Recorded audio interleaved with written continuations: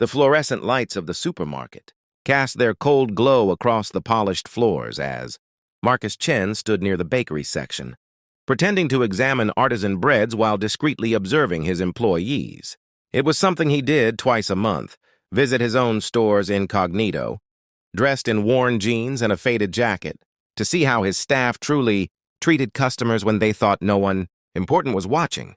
Tonight, at this Boston location, he was about to witness something that would change not just one life, but his own understanding of wealth itself.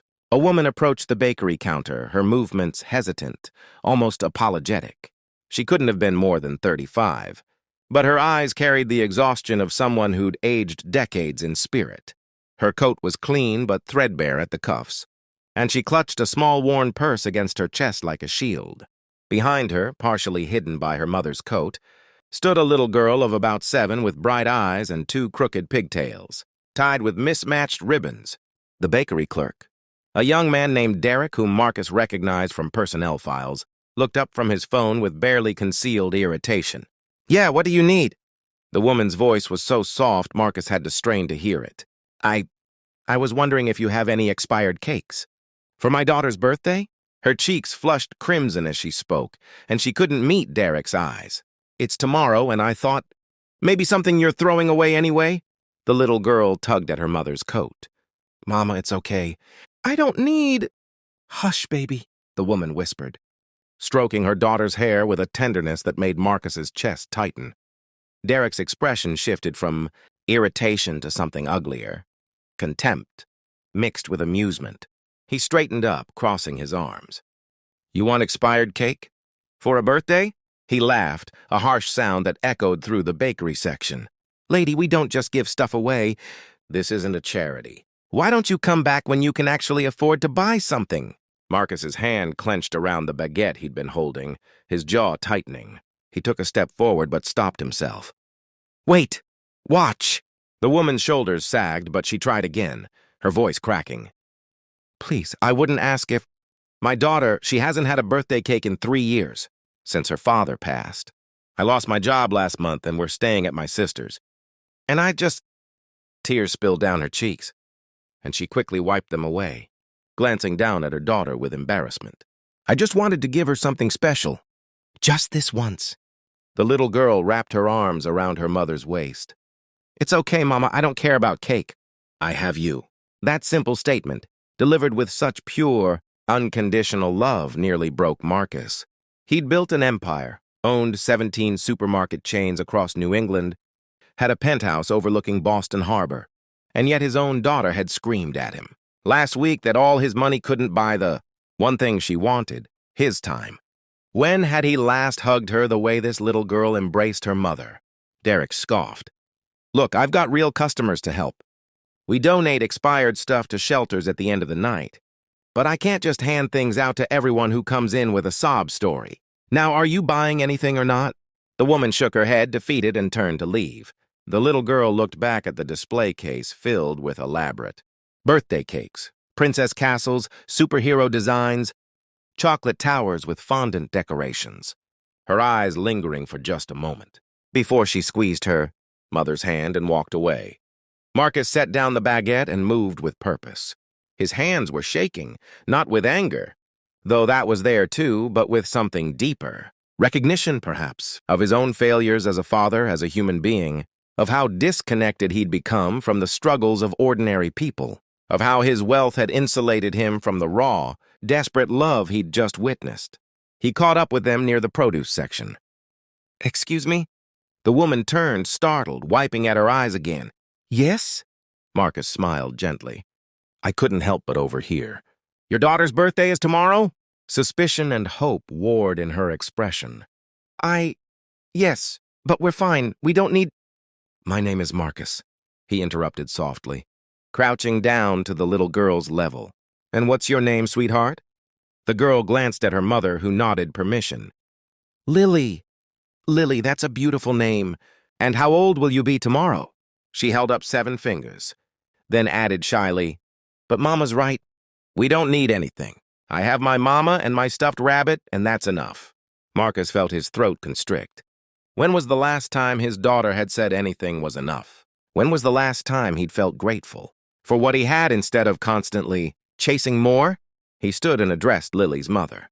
"Ma'am, I'd be honored if you'd allow me to buy a birthday cake for Lily. Please. It would mean more to me than you know." The woman's eyes filled with fresh tears, but these were different. "I can't accept charity. I thought if it was going to be thrown away anyway." "It's not charity," Marcus said firmly. "Consider it." One parent to another. "I have a daughter about Lily's age. And watching you two reminded me of something I've forgotten. That love, the kind of love you're showing right now, is worth more than anything money can buy. So please let me do this. Not because you need it, but because I need to remember what really matters." The woman studied his face for a long moment, and whatever she saw there made her shoulders relax. Okay, thank you. But just a small one, please. Nothing fancy?" Marcus shook his head. "Oh no, it's a birthday. We're getting the biggest, fanciest cake Lily wants." He held out his hand to the little girl. "Come on, Lily, let's go pick one out together." As they walked back to the bakery section, Marcus pulled out his phone and quickly texted his store manager. "I'm in the store. Do not tell anyone who I am yet. Stand by." Derek was still behind the counter when they returned, now chatting with a coworker. He looked up with barely concealed annoyance when he saw Lily's mother again. But his expression shifted when he noticed Marcus. "We'd like the Princess Castle cake," Marcus said, pointing to the most elaborate cake in the display, a three-tier confection, decorated with edible pearls, fondant roses, and a miniature castle on top. "And we'll need balloons, party supplies, candles, and—" He looked at Lily. "What else should we get for your party?" Lily's eyes were wide as saucers. "That cake is for me?" "Every bit of it." "Now what's your favorite flavor of ice cream?" "Strawberry," she whispered, as if afraid speaking too loudly might shatter the dream. "Then we'll need the biggest tub of strawberry ice cream you have," Marcus told Derek, who was now processing the order with mechanical efficiency, his earlier contempt hidden but not forgotten. As Derek rang up the purchase, Marcus added, "And throw in $100 worth of groceries, too. Whatever they need." "Sir, I can't," Lily's mother protested. Marcus turned to her, and his eyes were bright with unshed tears. "Please." "My daughter told me last week that I'd forgotten what family means. That I work so much, I've missed everything important." She was right. Seeing you with Lily, seeing how much you love her, how you'd swallow your pride and ask for expired cake just to make her smile. You reminded me why I built my business in the first place. It was supposed to be for my family, to give them everything. But somewhere along the way, I forgot that what they needed wasn't things. It was me.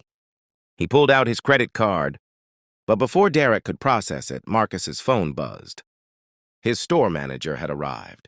Marcus caught his eye across the store and gave a subtle nod. After the purchase was complete, after Marcus had helped carry bags to their car, a battered sedan with a missing hubcap, after Lily had hugged his waist and whispered, "Thank you," with such genuine gratitude it made his heart ache. After he'd watched them drive away with Lily's face pressed to the window, waving until they turned the corner, Marcus returned to the store. The store manager met him at the entrance. "Sir?" "That clerk at the bakery counter. Derek. Fire him." "Sir?" He humiliated a customer who was already at her lowest point. He showed no compassion, no kindness, no basic human decency. That's not who we are. That's not who I want representing this company. Marcus paused, then added, "And put together a hiring initiative. I want to hire 10 people from homeless shelters, women's shelters, and reentry programs. Give them a chance. Train them. Treat them with dignity. And I want approaching expired discounts at every location. If someone needs food, we're going to make it affordable or give it away, period." The manager nodded, taking notes. "Anything else?" Marcus looked out at the parking lot, thinking about his own daughter waiting at home, probably on her phone, feeling ignored and unloved by a father who could buy her anything except his presence. "Yeah, clear my schedule for tomorrow afternoon. I'm taking my daughter to the park. And for the next month, I'm leaving the office by 5 every day. Family dinner. No exceptions. Sir, the Hartford expansion meeting will wait. My daughter won't." Marcus's voice was firm. "I almost lost sight of what matters. A woman begging for expired cake just taught me something no business school ever could, that the measure of wealth isn't what you have, but what you'd sacrifice for the people you love. That night, Marcus called his daughter. Sophie, what are you doing tomorrow afternoon? I don't know, why? Her voice was distant, guarded. I thought we could go to that pottery place you've been asking about. Just you and me. Then maybe dinner? Your choice. Silence, then softly. Really? Really, I'm sorry, sweetheart. I've been so focused on building our future that I've been missing our present. Starting tomorrow, that changes. I promise. He heard her crying softly on the other end. I love you, Dad. I love you too, Sophie. More than all the money in the world. The next day was Lily's birthday. Marcus would never know how she celebrated. Never see her face when she blew out her candles. Never hear her laugh with her mother over too sweet frosting and melting ice cream. But he liked to imagine it was perfect in its own simple way, filled with the kind of love that no amount of money could buy or replicate. What he did know was that his own daughter hugged him for a full minute when he arrived to pick her up, and that the feel of her arms around him was worth more than every dollar in his considerable bank account. He knew that Lily's mother had taught him something profound about grace and sacrifice, and he knew that sometimes the universe sends you exactly what you need in the most unexpected package, like a woman asking for expired cake, and a little girl who understood that love was enough.